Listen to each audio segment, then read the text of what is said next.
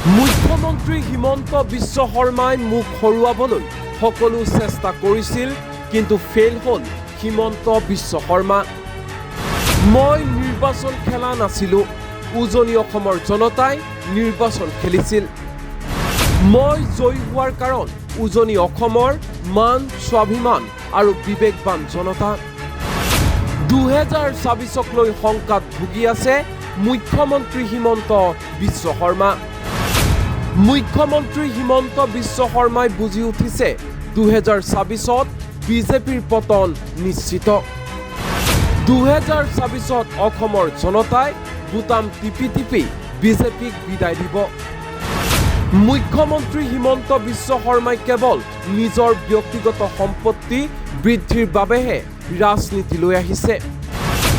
BJP চৰকাৰে নিজৰ ধাৰ মাৰিবলৈ দুখীয়া জনতাৰ পৰা স্মাৰ্ট মিটাৰৰ জৰিয়তে এইবাৰ ধন লৈছে। স্মাৰ্ট মিটাৰৰ জৰিয়তে দুখীয়া আৰু মধ্যবিত্ত শ্ৰেণীক বিজেপি চৰকাৰে ৰাজহুৱা ঋণ পৰিশোধ কৰিবলৈ বাধ্য কৰাইছে। বিজেপি শাসনলৈ অহাৰে পৰা ভয়ংকৰ ৰূপত মূল্যবৃদ্ধি হৈ আছে। ভাৰত চলি আছে হিমন্ত বিশ্ব শৰ্মা নেতৃত্বাধীন বিজেপি চৰকাৰ। বিজেপি আদানী আৰু আম্বানীৰ বাবে, কিন্তু কংগ্ৰেছ ছাত্ৰ ছাত্ৰী, কৃষক, মহিলা, শিল্পী আৰু শিক্ষকৰ বাবে। বিজেপিয়ে চৰকাৰ গঠন কৰাৰ পিছৰে পৰা অসমৰ জনতাৰ আৰ্থিক অৱস্থা বেয়া হৈ গৈছে। আমাৰ বাবে হিন্দু মানে শক্তি, সত্য, শান্তি আৰু প্ৰগতি, কিন্তু বিজেপিৰ বাবে হিন্দু মানে কেৱল ভোট আৰু ৰাজনীতি। মুখ্যমন্ত্ৰী হিমন্ত বিশ্ব শৰ্মাৰ বিৰুদ্ধে সৰব কংগ্ৰেছ সাংসদ গৌৰৱ গগৈ। শুনোৱা হওক কি কৈছে গৌৰৱ গগৈয়ে। আজি বিজেপি চৰকাৰ কাৰ হৈ কাম কৰি আছে, প্ৰশাসনে কাৰ হৈ কাম কৰি আছে। যি গাঁৱৰ ভিতৰত এনে ধৰণৰ দুৰ্ঘটনা হ'ল, গাঁৱৰ মানুহক সহায় কৰিব লাগিছিল, কিন্তু সেই গাঁৱৰ মানুহ এতিয়া জমিনত আজি তেওঁলোকে জেলৰ পৰা ওলাইছে। এনেকুৱা এটা পৰিস্থিতি, আৰু সেই কাৰণে আজি কংগ্ৰেছ দলৰ ভূমিকা ইমান গুৰুত্বপূৰ্ণ হৈছে। অসমৰ জনসাধাৰণ, ভাৰতৰ জনসাধাৰণে লাহে লাহে বুজি পাইছে যে এই বিজেপি মাত্ৰ আদানী আৰু আম্বানীৰ বাবে তেওঁলোকে কাম কৰে। বিজেপি আদানী আৰু আম্বানীৰ বাবে কাম কৰে, সেইকাৰণে আমাক কংগ্ৰেছ দল লাগে, আমাৰ সাধাৰণ মানুহৰ হাত শক্তিশালী কৰিবলৈ। আজি সত্য ৰাইজ, আপোনালোকে দেখা পাইছে যে বৰ্তমানৰ সময়ত আমাৰ আৰ্থিক অৱস্থা ভাল নহয়। যেতিয়াৰ পৰা বিজেপি আহিছে, মূল্য বৃদ্ধিৰ সমস্যা আৰু বাঢ়িছে। কিন্তু যি সময়ত বৰ্তমান চৰকাৰে মূল্য বৃদ্ধিৰ পৰা আমাক ৰেহাই দিব লাগে, এইখন চৰকাৰে গাঁও ভিতৰত আমাৰ ওপৰত স্মাৰ্ট মিটাৰ লগাই আমাক আৰু ধাৰুৱা কৰিছে। স্মাৰ্ট মিটাৰ লগোৱাৰ কাৰণ কি? যে এইখন চৰকাৰ ধাৰত চলি আছে, আৰু নিজৰ ধাৰ মাৰিবলৈ এতিয়া তেওঁলোকে দুখীয়া মানুহৰ পৰা স্মাৰ্ট মিটাৰ যোগেদি পইচা তুলি আছে। এনেকুৱা এটা অৱস্থা আজি চৰকাৰ ধাৰুৱা হৈ গৈছে। ক'ত গ'ল আমাৰ GST, ক'ত গ'ল ইনকাম টেক্স, ক'ত গ'ল কেন্দ্ৰৰ চৰকাৰৰ পৰা অহা পইচাবোৰ? এই পইচা অসমৰ মুখ্যমন্ত্ৰী হিমন্ত বিশ্ব শৰ্মা ডাঙৰীয়া গোটেই PWD বিভাগৰ ভিতৰত ব্যৱহাৰ কৰিছে, কিন্তু PWD বিভাগৰ জৰিয়তে গাঁও ভিতৰত ৰাস্তা বনোৱা নাই, গুৱাহাটীৰ ভিতৰত ডাঙৰ ডাঙৰ অপ্ৰয়োজনীয় ফ্লাইঅভাৰ বনাই গোটেই চৰকাৰৰ পইচা তেওঁ খাই পেলাইছে। গাঁৱৰ ভিতৰত ৰাস্তা অৱস্থা কওকচোন কেনেকুৱা? ৰাস্তা উন্নত হোৱা নাই, ৰাস্তা মেৰামতি হোৱা নাই। বৰষুণৰ সময়ত কিমান ধৰণৰ ৰাস্তা অৱস্থা আপোনালোকে চাওকচোন। আৰু এই ৰাস্তা, এই PWD বিভাগৰ দায়িত্ব কোন? মুখ্যমন্ত্ৰী হিমন্ত বিশ্ব শৰ্মা ডাঙৰীয়া। আৰু তেওঁ বিজেপি বিভাগ যোগেদি কি কৰি আছে, এটা পিছত এটা তেওঁলোকে গুৱাহাটীত দামী দামী ফ্লাইঅভাৰ বনাই মাত্ৰ ডাঙৰ ডাঙৰ ঠিকাদাৰৰ মতে তেওঁলোকে কাম কৰি আছে। মোক মনত পৰে যে মোৰ পিতৃ প্ৰাক্তন মুখ্যমন্ত্ৰী তৰুণ গগৈয়ে নিজৰ কাৰ্যকালৰ সময়ত কৈছে, ৰাইজৰ পদূলিত ৰাইজৰ চৰকাৰ, এয়া হৈছে কংগ্ৰেছ দলৰ মূল মন্ত্ৰ। এয়া আছিলে আমাৰ মূল মন্ত্ৰ, ৰাইজৰ পদূলিত ৰাইজৰ চৰকাৰ। ৰাইজৰ ঘৰে ঘৰে প্ৰশাসনৰ মানুহবোৰ যাব লাগে, এনে ধৰণৰ নিৰ্দেশ আমি দিছিলো। কিন্তু বৰ্তমানৰ সময়ত আমি দেখিছো বিজেপি চৰকাৰৰ মূল মন্ত্ৰ হৈছে ঠিকাদাৰৰ পদূলিত ঠিকাদাৰৰ চৰকাৰ। ঠিকাদাৰৰ পদূলিত বিজেপি চৰকাৰ, এয়া হৈছে তেওঁলোকৰ মূল মন্ত্ৰ। স্মাৰ্ট মিটাৰ লগাই দিছে মানুহৰ, কিবা কাৰণত আপোনালোকে ট্ৰেফিকৰ যদি উল্লংঘন কৰে আপোনালোকৰ ফাইন আগতকৈ বেছি বঢ়াই দিছে। ইয়াৰ পৰা যদি গুৱাহাটীত যাব লাগে তেতিয়া মাজত টোল দিব লাগে। প্ৰত্যেক ক্ষেত্ৰত আপোনালোকৰ GST।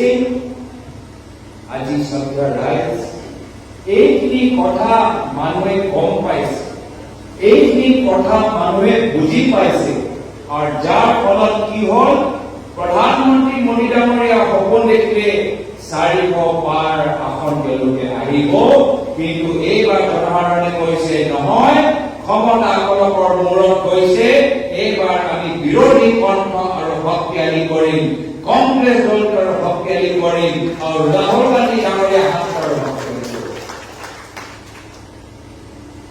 ৰাইজে গম পাই গৈছে যে প্ৰধানমন্ত্ৰী মোদী ডাঙৰীয়া মাত্ৰ নিজৰ মনৰ কথাহে কয়, মন কি বাত কয়, কিন্তু ৰাইজৰ কথাবোৰে ক'ব। দেশৰ যে ডাঙৰ ডাঙৰ ভিতৰত আমাৰ জ্বলন্ত সমস্যা, সেই সমস্যাবোৰ কোনে উত্থাপন কৰিব, তেতিয়া ৰাইজে গম পাই গৈছে প্ৰধানমন্ত্ৰী মোদী ডাঙৰীয়া নিজৰ মন কি বাত কয়, আৰু ৰাহুল গান্ধী ডাঙৰীয়া কৈ গৈছে ভাৰতৰ কণ্ঠ, ৰাইজৰ কণ্ঠ, ৰাইজৰ কথা। এতিয়া ৰাহুল ডাঙৰীয়া উত্থাপন কৰে। তাৰ সৰু উদাহৰণ, অলপ দিন আগতে চৰকাৰে, বিজেপি চৰকাৰে ইউনিফাইড পেঞ্চন আঁচনি ওলাইছে। ইমান দিন এইখন চৰকাৰ তেওঁলোকে পেঞ্চন স্কিম সলনি কৰিবলৈ বিচৰা নাই।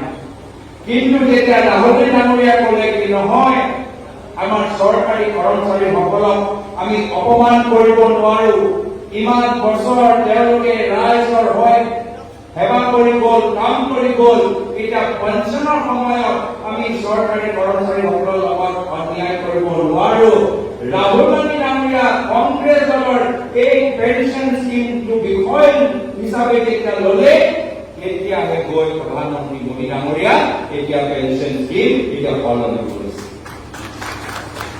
নহ'লে কেতিয়াও নহ'লে প্ৰত্যেকবাৰ আমি দেখা পাইছো যে খেতিয়কসকলৰ ওপৰত জোৰ জবস্তি কৰি কৃষি ক্ষেত্ৰত কলা আইন কেন্দ্ৰৰ চৰকাৰে আনিলে, খেতিয়কসকলে আন্দোলন কৰিলে। কিন্তু যেতিয়া আমি সকলে একগোট হলো, খেতিয়কসকলে একগোট হল, বিৰোধী শক্তি একগোট হল, তেতিয়াহে গৈ প্ৰধানমন্ত্ৰী মোদী ডাঙৰীয়া হাৰ মানিবলৈ হ'ল আৰু কৃষি আইন তেওঁলোকে বাতিল কৰিলে। এইকাৰণে চৰকাৰ ৰাইজ জনসাধাৰণ আজি সক্ৰিয় হ'ব লাগিব। সচেতন নাগৰিকসকলৰ ভূমিকা আগতকৈ বেছি গুৰুত্বপূৰ্ণ হৈ গৈছে। এইবাৰ যোৰহাট লোকসভা নিৰ্বাচনৰ ভিতৰত মই অকলে নিৰ্বাচন খেলা নাই, কংগ্ৰেছ দলে অকলে নিৰ্বাচন পথাৰত নামি যোৱা নাই। সমগ্ৰ যোৰহাট লোকসভা সমষ্টি সচেতন নাগৰিক পথাৰত নামাৰ কাৰণে আমি 1.5 লাখ ব্যৱধান দিছো। ৰাইজে নিজে নিৰ্বাচন খেলিছে। মই দিল্লীত যেতিয়া যাওঁ, বহুত সাংবাদিকসকলে মোক সোধে, তুমি কেনেকৈ জিকি আহিলা? তোমাৰ ৰাজ্যৰ মুখ্যমন্ত্ৰী দিল্লীত আহি কৈ যে তুমি 1.5 লাখ ব্যৱধানত হাৰিবা, তুমি 3 লাখ ভোটৰ ব্যৱধানত হাৰিবা। আমি মুখ্যমন্ত্ৰী খুব ডাঙৰ জানাকৈ ভাবিছিলো, কেনেকৈ তোমালোকে জিকিলা? তেতিয়া মই সেই সাংবাদিকসকলক কওঁ, মোৰ জিকা মূল কাৰণ হৈছে আমাৰ উজনি অসমৰ মান আৰু স্বাভিমান আৰু উজনি অসমৰ আমাৰ বিবেক থকা আমাৰ ভোটৰ। তেওঁলোকৰ বাবে আজি মই দেখিছো এবাৰ মই নিৰ্বাচন খেলা নাই, উজনি অসমৰ মানুহে নিৰ্বাচন খেলিছে আৰু তেওঁলোকে বিজেপি চৰকাৰক পৰাজিত কৰিছে। এতিয়া এনে ধৰণৰ ফলাফল অহাৰ পিছত বিজেপি দল মুখ্যমন্ত্ৰী শংকিত ভাবিছে 1.5 বছৰ পিছত বিধানসভা নিৰ্বাচন আহিব। এনে ধৰণৰ ঢৌ, যোৰহাটৰ ঢৌ কাইলৈ গৈ যদি ডিব্ৰুগড়ত সোমায়, কাইলৈ গৈ যদি লখিমপুৰত সোমায়, কাইলৈ গৈ যদি শোণিতপুৰত সোমায়, এই যোৰহাটৰ বাৰ্তা, ৰাইজৰ বাৰ্তা যদি বৰাকত সোমায়, কাৰ্যনগৰত সোমায়, তেতিয়া মুখ্যমন্ত্ৰী গম পাই গৈছে অহা বিধানসভা নিৰ্বাচনৰ সময়ত তেওঁলোকৰ চৰকাৰক ৰাইজে বিদায় দিব। এতিয়া ৰাইজৰ মুখে মুখে এটাহে কথা, বিধানসভা নিৰ্বাচন কেতিয়া আহিব?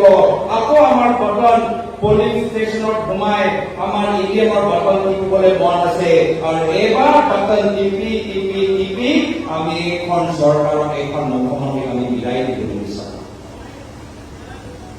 যিহেতু যেতিয়াৰ পৰা তেওঁ ৰাজনীতিত সোমাইছে, এটাই লক্ষ্য লৈ তেওঁ সোমাইছে, নিজৰ ব্যক্তিগত ধন সম্পত্তি আৰু বৃদ্ধি কৰা। মই বাৰম্বাৰ আপোনালোকক নিৰ্বাচনৰ সময়ত কৈছো, 15 বছৰ মোৰ পিতৃ অসমৰ মুখ্যমন্ত্ৰী, মই আজি 3বাৰকৈ সাংসদ হলো, আজিও মোৰ নামত ক'তো বাগান নাই আৰু ভৱিষ্যতো মোৰ নামত ক'তো বাগান নাথাকিব। কিন্তু আমি দেখা পাইছো এইখন চৰকাৰ বসুন্ধৰা 1, বসুন্ধৰা 2, বসুন্ধৰা 3 আনিছে। এইবোৰ আঁচনিৰ জৰিয়তে সাধাৰণ মানুহৰ লাভ হোৱা নাই, কিন্তু মুখ্যমন্ত্ৰীৰ ঘৰৰ ভিতৰত আৰু সম্পত্তি বাঢ়ি গৈ আছে।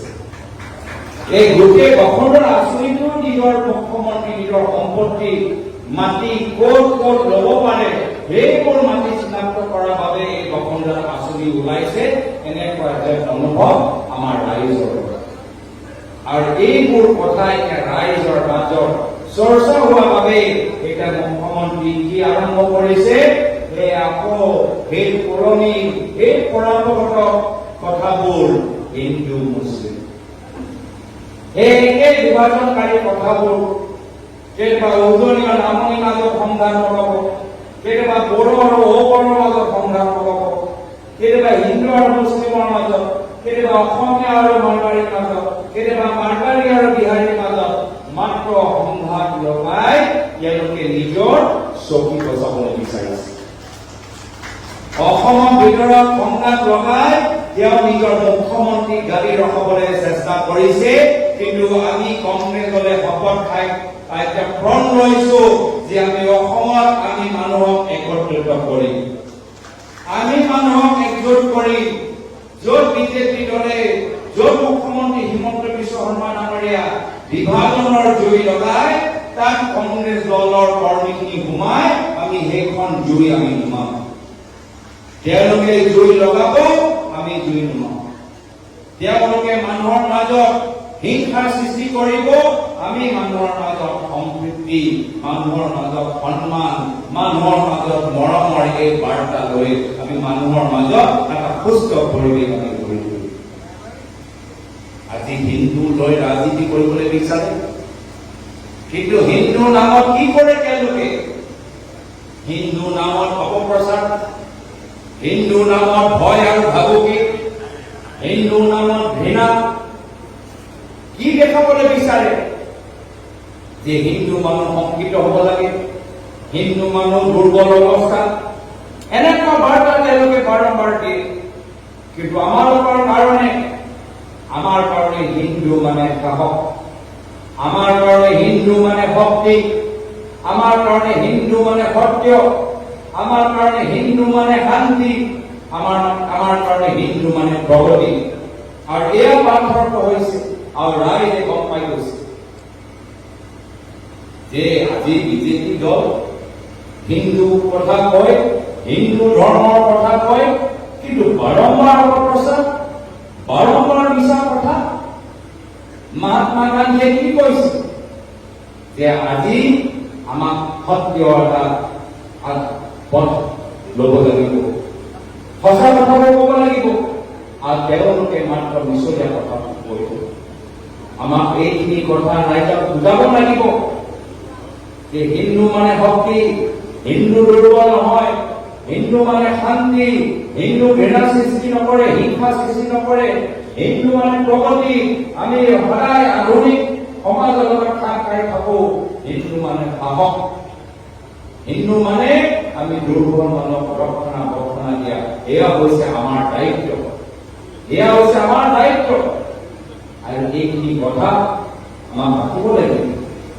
আজি পবিত্ৰ ভাদ মাহ চলি আছে। এই ভাদ মাহত আমি সকলোৱে নামঘৰত সোমাই আমাৰ নামঘৰীয়া লগত আমি নাম কীৰ্তনত আমি ভাগ লওঁ। এয়া হৈছে আমাৰ পৰম্পৰা। যোৱাকালি জন্মাষ্টমীৰ দিনত মই মন্দিৰত গলো, তাতে হৰে কৃষ্ণ হৰে ৰাম, মই নামঘৰত সোমালো, তাতে হৰে ৰাম। কিন্তু আজিৰ তাৰিখত বিজেপি দলে কেতিয়াবা অসমীয়া আৰু মাৰৱাৰীৰ মাজত সংঘাত লগাব, কেতিয়াবা বিহাৰী সম্প্ৰদায়ক টাৰ্গেট কৰিব, কেতিয়াবা বঙালী সম্প্ৰদায়ক টাৰ্গেট কৰিব, কেতিয়াবা মুছলিমৰ সম্প্ৰদায়ক টাৰ্গেট কৰিব। আৰু কি ধৰণৰ কথা আজি মুখ্যমন্ত্ৰীৰ পৰা আমি শুনি থাকো, যি কথা এজন অসমৰ মুখ্যমন্ত্ৰীক আজি গৰিমা তেওঁ তললৈ লৈ গৈছে। অসমৰ মুখ্যমন্ত্ৰীৰ কাৰণে উচিত নহয় এনে ধৰণৰ কথা আমি তেখেতৰ মুখৰ পৰা শুনি থাকো। আজি সেইকাৰণে আমাৰ উদ্দেশ্য হ'ল যে আমি বাস্তৱ সমস্যা লৈ আমি কাম কৰি যাম আৰু ৰাইজক বুজাম যে এইখন যে ৰাজনীতি চলাই আছে মুখ্যমন্ত্ৰী মহোদয়, আমালোকৰ মাজত সংঘাত লগোৱা ৰাজনীতি, তাৰ মূল উদ্দেশ্য হ'ল 2024 নিজৰ দাবী ৰক্ষা কৰাৰ বাবে। নহলে গম পাই গৈছে কি যদি চৰকাৰ গুচি যায়, আমাৰ প্ৰদেশ কংগ্ৰেছ সভাপতি ভূপেন বৰা ডাঙৰীয়া কৈছে যে তেওঁলোকে SIT খুলিব আৰু গোটেই মুখ্যমন্ত্ৰী তেখেতৰ লগত যিমানবোৰ কোম্পানী জড়িত হৈ আছে প্ৰত্যেক ক্ষেত্ৰত SIT জৰিয়তে এটা তেওঁলোকৰ তদন্ত কৰিব, আৰু সেইকাৰণে গম পাই গৈছে মুখ্যমন্ত্ৰী মহোদয় যে যদি ক্ষমতা গুচি যায় তেওঁলোকৰ ওপৰত SIT কেছ হ'ব আৰু নিজকে SIT পৰা বচাবলৈ এতিয়া চাৰিওফালে সংঘাত। সেইকাৰণে মানুহে মনত পেলায় যে এইবোৰ দিন, এনে ধৰণৰ ভাষা, এনে ধৰণৰ ৰাজনীতি আমি প্ৰাক্তন মুখ্যমন্ত্ৰী প্ৰয়াত তৰুণ গগৈদেৱৰ দিনত দেখা পোৱা নাই। প্ৰয়াত তৰুণ গগৈদেৱৰ দিনত আমি সকলোৱে নিজৰ আদৰ্শ আমি পালন কৰিবলৈ এটা সুবিধা পাইছো। সেই সময়ত যিসকল অগপ আছে তেওঁলোকে অগপ সভালৈ গৈছিলে, যিসকল বিজেপি আছে তেওঁলোকে বিজেপি সভালৈ গৈছিলে, যিসকলে কংগ্ৰেছ সভালৈ যাবলৈ দিছে কংগ্ৰেছ সভালৈ গৈছিল। কিন্তু আজিৰ তাৰিখত যদি কোনোবা কংগ্ৰেছৰ সভালৈ যায় তেওঁলোকৰ আঁচনি পত্ৰ কৰা যায়, মন্ত্ৰীবোৰ আহি নামঘৰে টকা পেলায়। এয়া বিজেপি আদৰ্শ হলে নহয়, এয়া প্ৰশ্ন কেতিয়াবা মোৰ মনত উত্থাপন হয়। ময়ো বিজেপি আৰু অগপৰ ইতিহাস বহু দিনৰ পৰা অধ্যয়ন কৰি আহিছো। বাজপেয়ীৰ দিনত বিজেপি কেনেদৰে কাম কৰি আছে মই যথেষ্ট অধ্যয়ন কৰো। প্ৰায়ত সুষমা স্বৰাজে কেনেদৰে সদনৰ ভিতৰত নিজৰ কথাবোৰ উত্থাপন কৰিছিলে এজন বিৰোধী দলৰ সাংসদ হিচাপে মই অধ্যয়ন কৰো। আৰু যেতিয়া সেই সময়ৰ বিজেপি আৰু বৰ্তমান বিজেপিৰ মাজত মই যেতিয়া তুলনা কৰো, কিমান আকাশ পাতালৰ পাৰ্থক্য দেখা পাওঁ। আকাশ পাতালৰ মই পাৰ্থক্য দেখা পাওঁ। আজি এই দুখন অঞ্চলৰ ভিতৰত বহুত পুৰণা বিজেপি মানুহ আছে, বহুত পুৰণা অগপ মানুহবোৰ আছে। সকলে নিজৰ ইচ্ছা মতে নিজৰ ৰাজনৈতিক তেওঁলোকে চিন্তাধাৰাৰ ওপৰত বিশ্বাস কৰে। কিন্তু তেওঁলোকক কৈছে যে আজিৰ তাৰিখত এই পুৰণা বিজেপি আৰু নতুন বিজেপিৰ মাজত কিমান যে এটা আঘাত পাতালৰ আজি পাৰ্থক্য আজি বহুতে নিজৰ দলটোকে চিনি পোৱা নাই, বহুতে নিজৰ দলটোকে চিনি পোৱা নাই। আৰু আমি দেখা পাইছো যে লোকসভা নিৰ্বাচন আগত মানুহে কংগ্ৰেছ দল এই বিজেপি দলটোক যোগদান কৰিছে আৰু লোকসভা নিৰ্বাচন পিছত এতিয়া মানুহে বিজেপি দল এৰি এতিয়া কংগ্ৰেছ দলটোক যোগদান কৰিছে।